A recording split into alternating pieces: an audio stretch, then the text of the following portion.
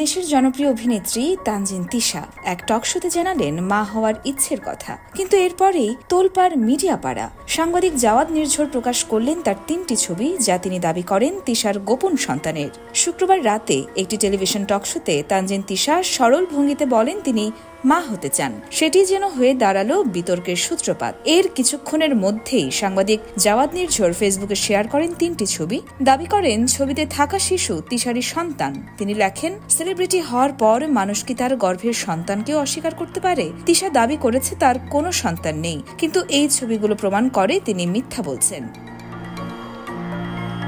নির্ঝর দাবি করেন তিশার মিডিয়ায় আসার আগেই তার বিয়ে হয় এবং একটি পুত্র সন্তানের জন্ম হয়। বর্তমানে সেই ছেলে ঢাকায় দাদির সাথে থাকে। এই পোস্ট মুহূর্তে ভাইরাল হয়। ফেসবুক, ইউটিউব, অনলাইন নিউজ, চারদিকে শুধুই আলোচনা।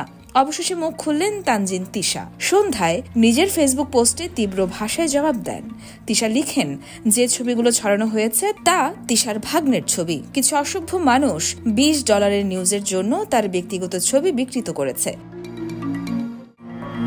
তিশা আরও লিখেন, কেউ যদি প্রমাণ করতে পারে তিনি সন্তান লুকিয়ে রেখেছেন, তাকে $20,000 দেবেন। আর তা না পারলে নিজ গালে নিজেই জুতা মারার আহ্বান জানালেন তানজিন তিশা। তানজিন তিশার এই পোস্ট নতুন করে প্রশ্ন ছুড়ে দিচ্ছে, এই বিতর্ক কি পরিকল্পিত, নাকি সত্যিই কোনো গোপন অধ্যায় আছে তার জীবনে? আপনারা কি মনে করেন, তিশার কথা বেশি বিশ্বাসযোগ্য, নাকি নির্ঝরের দাবিতে লুকিয়ে আছে কোনো গোপন সত্য? ইয়োরমা শায়ের জাহান, দেশকাল নিউজ।